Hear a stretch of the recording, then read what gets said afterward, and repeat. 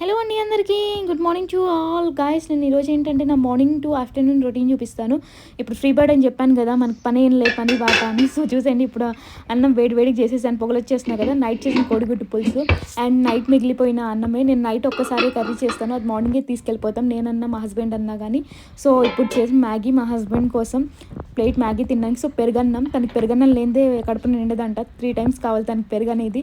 And కోడిగుడ్డు రసం పెట్టేసేసాను and అన్నం మధ్యాహ్నానికి లంచ్కి. సో ఇప్పుడు పెరుగన్నం తింటున్నారు, మ్యాగీ ఫినిష్ చేసేసారు. అండ్ నేను ఇప్పుడు మ్యాగీ తిందామని కిందకు వచ్చేసాను.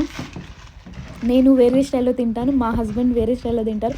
తనకి ఎగ్ అండ్ ఆనియన్స్ వేసి కావాలి, నాకు వితౌట్ ప్లెయిన్గా కావాలి మ్యాగీ అనేది. సో హాట్ వాటర్ కెటిల్లో పెట్టేశాను. నేను మ్యాగీ ప్యాకెట్ కూడా కట్ చేస్తున్నాను. ఏంటంటే కొంచెం ఇక్కడ ప్రతి ఒక్కళ్ళు మాకు ఒక్క పూట వండుకుంటాం, మాకు వండుకోవడానికి అంత టైం ఉండదు అంటారు కదా. సో చూడండి, నేను బ్రేక్ఫాస్ట్ చేస్తాను, అప్పుడే లంచ్ కూడా ప్రిపేర్ చేసి తీసుకెళ్ళిపోతాను మా హస్బెండ్ కోసం కూడా. నైట్ వచ్చాక డిన్నర్ చేస్తాను.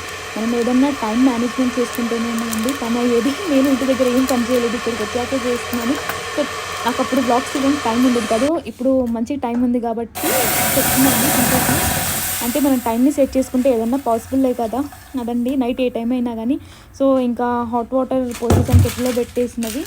అండ్ ఇంకా మ్యాగీ కూడా వేసేస్తున్నానండి. ఈ మ్యాగీ ఎంతసేపట్లో కుక్ అయ్యింది, 5 మినిట్సే కదా. డైలీ దోశ అండ్ చపాతీ కూడా ఇవే ఇంకా నా బ్రేక్ఫాస్ట్లోకి. And finally Maggi ready. ఇదేనండి నా మ్యాగీ. అండ్ రూమ్ క్లీన్ చేద్దామని పైకి వచ్చాను, ఇంకొక చిన్న పని పడిందని వెళ్ళాల్సి వచ్చింది.